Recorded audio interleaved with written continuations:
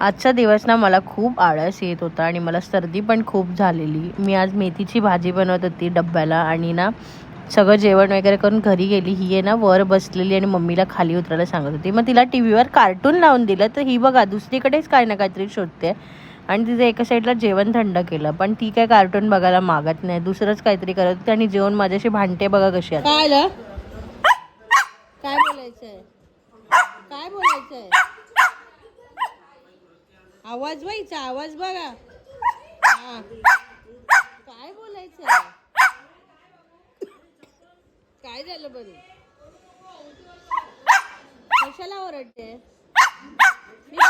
तिचं म्हणणं होतं माझ्यासोबत खेळ, बसू नकोस फक्त. घरी आले, कपडे सुकत लावायचे होते ते पटापट लावले आणि बाकीच्या काही कामं आटपली आणि रूममध्ये मस्त काळोख केला आणि झोपून गेले. मग संध्याकाळी फ्रेश होऊन संध्याकाळचे श्लोक लावले आणि दिवाबत्ती लावून घेतली.